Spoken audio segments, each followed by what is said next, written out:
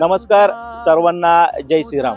आज प्रभाग क्रमांक 41 मध्ये गोपीनाथ मुंडे उद्यानापासून ते Swami Vivekananda industrial एरियापर्यंत green city सोसायटीच्या पाठीमागच्या बाजूने गेल्या बऱ्याच दिवसापासून या रस्त्याला 50 लाखाचा निधी सन्माननीय आमदार योगेश अण्णा टिळेकर यांच्या माध्यमातून पुणे महानगरपालिकेच्या माध्यमातून या ठिकाणी मंजूर झाला होता। पण गेले 4 ते 5 महिने या ठिकाणी कोणत्याही पद्धतीचं काम या ठिकाणी सुरू झालेलं नव्हतं। त्यानंतर सातत्याने पुणे महानगरपालिकेकडे पाठपुरावा करून पुणे महानगरपालिकेचे आयुक्त असतील, पतविभागाचे संबंधित अधिकारी असतील, त्या सर्वांकडे पत्रव्यवहार करून वारंवार भेटून या गोष्टीचं महत्त्व सांगून, तसेच या भागामध्ये जी वाहतूक समस्या आहे, रोज जो ऑफिसला जाणारा क्राऊड असेल त्यांना नाहक त्रास वाहतुकीचा सहन करावा लागतो। या अनुषंगाने गेल्या 20 नोव्हेंबर रोजी पुणे महानगरपालिकेला एक ताकदीचा संदेश या ठिकाणी दिला व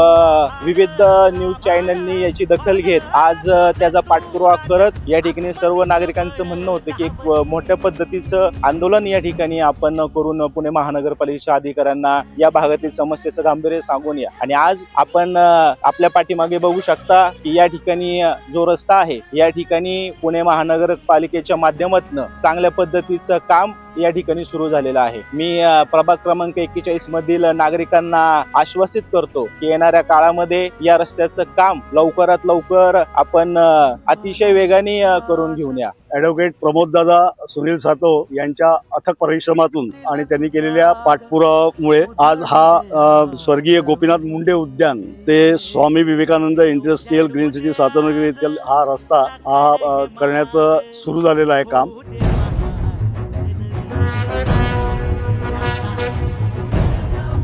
आणि पुन्हा एकदा आपल्या सर्वांचे या व्हिडिओच्या माध्यमातून मी आभार मानतो की आपण एक चांगल्या पद्धतीचं सहकार्य या ठिकाणी दाखवलं। पुन्हा एकदा मनापासून धन्यवाद। जय हिंद, जय महाराष्ट्र, जय श्रीराम।